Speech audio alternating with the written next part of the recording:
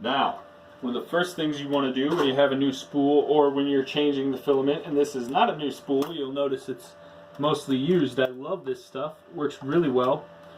What you're going to want to do is take your clippers and cut a nice 45-degree angle into the end of your filament. Then you're going to place the spool over the spool holder. I have a couple of filament guides on mine.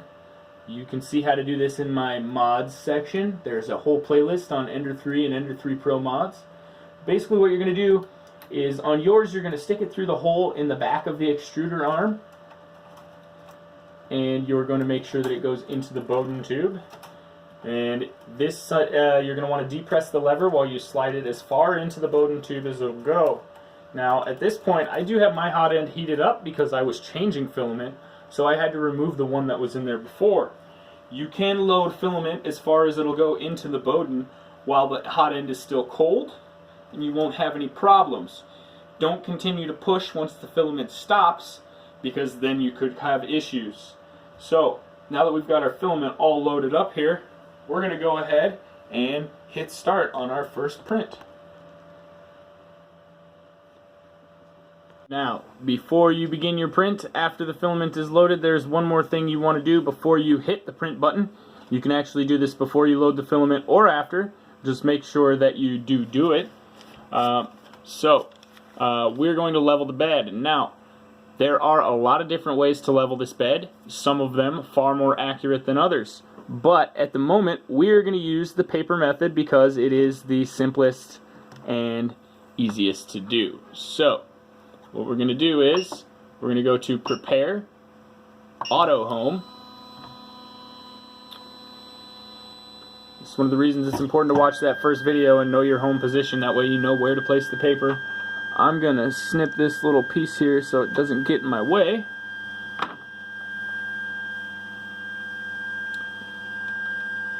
And as I've said, there are far better ways to do this, but this way is tried and true and works extremely well for beginners. So the next thing I did was go to Prepare and disable the steppers. By doing that, I can slide the motors around, or I can slide the pieces around without the motors fighting me. So basically what you want to do is grab the paper like this and give it a little tug back and forth. Now you see how it's not moving at all? So I'm going to turn it a little bit to the right, which tightens up the spring, and now it'll move back and forth, but only slightly. I'm going to tighten it up just a little bit more. And you want it to move somewhat freely, but you want to feel a little pull. There we go. That one's good. So the next thing I'm going to do is slide over here. And I can check this corner real quick. It seems to be a little low.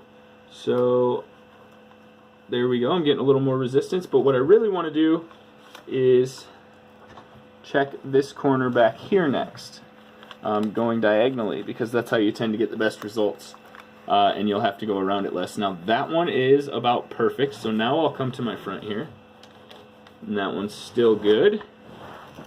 Now that I'm back in the back, we'll go over to the back left, and I'm not feeling anything here at all, so I'm going to release the tension on this spring a little bit to about right there, and that's about perfect. So now I have my bed as level as it's going to get manually using the paper method, and I'm ready to start that first print. Alright, 60 degrees on the bed, our hot end's heated to 220, our printer should kick on any second. Here we go. Cross your fingers, guys.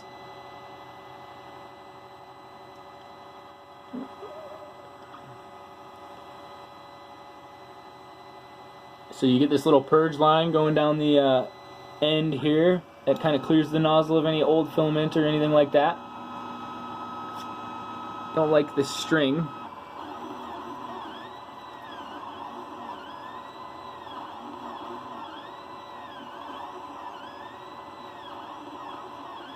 And you can see it starting to put down our first layer here. I'm going to go ahead and scooch in a little closer.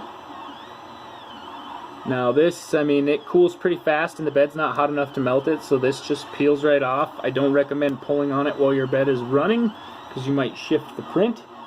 Right now it's working on what is called the brim, which is the little outline, the outer line that attaches to the model to keep it stable, and basically it's a thick wrap around the base to hold it in one position. Now keep in mind, we are printing a really little model. Like I said, it's best to start small so you don't waste a lot of printing filament. That way you can make sure that your settings are all dialed in the way that you want them to be. When it's done printing the brim, it'll start going side to side or diagonally, filling in the bottom line in a line pattern because that's what we set. In Kira, there is also a concentric pattern which will follow it around in circles like this along the outer perimeter until it is completely filled in. Concentric printing can work for some things. There it goes, it's starting to go linear. But a lot of times it's actually beneficial to go concentric because the layers end up striated differently, meaning that the parts don't come apart as easily as if they're just in side-to-side straight layers. So I did leave it on straight. I recommend leaving it on straight until you get used to it.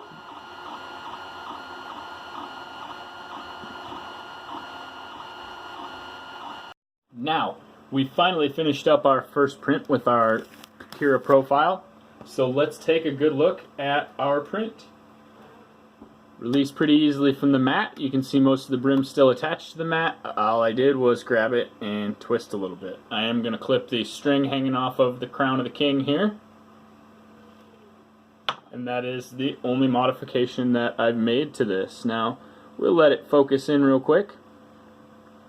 This is pretty good. There's good detail. You get the eyes, you get the points of the crown. Everything worked without support. The bottom surface is flat. Needs a little cleaning on the burrs there, on what's left of the brim, but that is not bad. Now you will notice that you can very easily see the layer lines in here. That can be reduced by reducing the layer height, and there are a couple other fixes that we can do to get a smoother, slightly better finished print. But for our first print off of the new profile, this is very nice. So, we finished our first print. What we need to do now is print two other things. The first thing we're going to print is a temperature tower. The temperature tower is going to let us know the perfect temperature to print this filament at, which will take out some of the guesswork and also smooth the print a little bit. The next thing we're going to print will be a calibration cube. The reason we're doing the temperature test before the calibration cube is because dimensions on the temperature test aren't exactly needed. So it doesn't matter if it's a little wider than it's supposed to be or a little taller than it's supposed to be. What's important with the temperature test is going to be seeing where this particular PLA prints the best. So what temperature we want to use. Once we have the best temperature, we can dial that in for our calibration cube, and we'll know that the filament itself is not a factor in what the details we see we need to calibrate on the cube.